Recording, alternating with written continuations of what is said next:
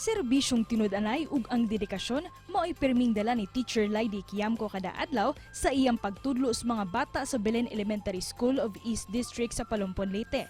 Sakay siyang kabayo, paingon ngadto sa tunghaan, gibaliwa niyang init ug ang uwan nga musugat kaniya paingon dito sa tunghaan. Bahalag mo biyahe siya og pila ka oras gikan sa ilaha, ang importante nga makatudlo siya sa mga bata nga nagpaabot kaniya nga matudluan sa sunod nila nga mga lessons. Usa si Teacher Laide sa mga magtutudlo ubos sa last mile education sa DepEd.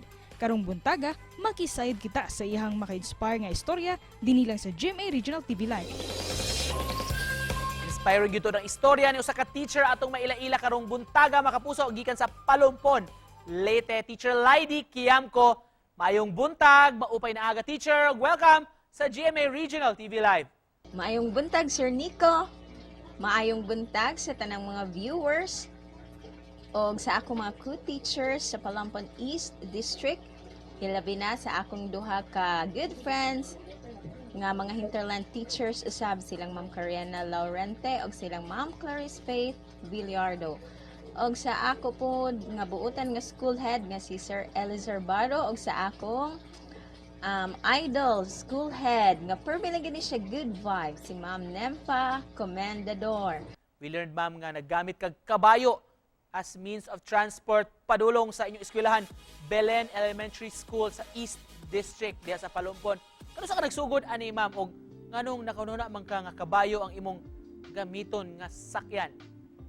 Nagsugod ko sa akong horse riding just last month. Naka-decide ko nga magkabayo. Actually, it was my husband's idea. Kay kadto na puno na sa paslot ang akong tiil sa Binaktasay.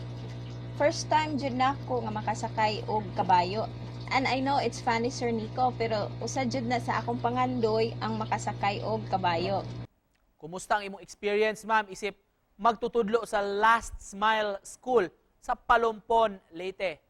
Dili gid siya lalim, Sir Nico. Labi na lone teacher ko, so wala ko maka-istorya-istorya. Bugtong mga bata ra gid ako makauban dito sa school. Ug mao'y ako maka-istorya-istorya, Sir Nico.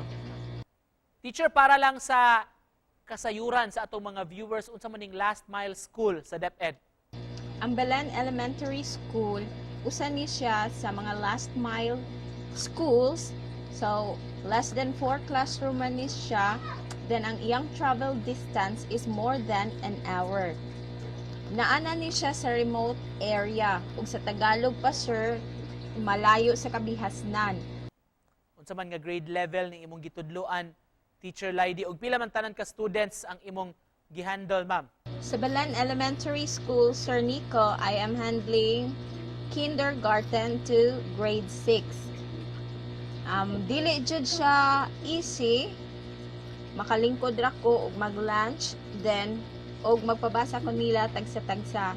Bisan sa kalayo sa eskwelahan og kalisod sa imong agianan, nganong imo man gyapon gipili, teacher, kining imong pagserbisyo sa mga estudyante sa mong eskwelahan?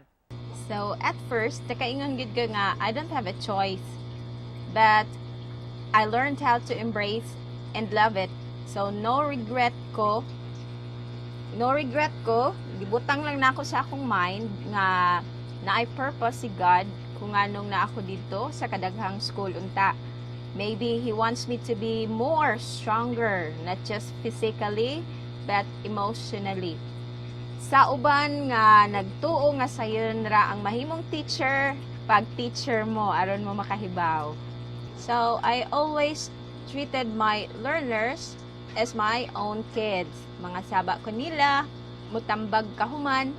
I laughed and played with them, and I always make them feel nga they are not just pupils in my class list, but naadjud sila'y luna sa akong kasing-kasing, Sir Nico. Og isip panapos, ma'am, unsay message nimo sa atong mga viewers karong buntaga? Sa atong mga viewers, hilabi na sa mga batanon, don't stop reaching your dreams. Eskwela jud mo. Sa mga parehasab nako nga mga teachers, sila bina nga tuan na assign sa mga lagyo nga dapit. Remember that there is always a rainbow behind all our sacrifices and struggles.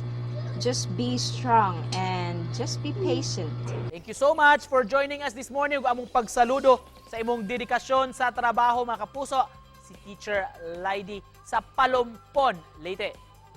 Okay, thank you, Sir Nico. God bless you.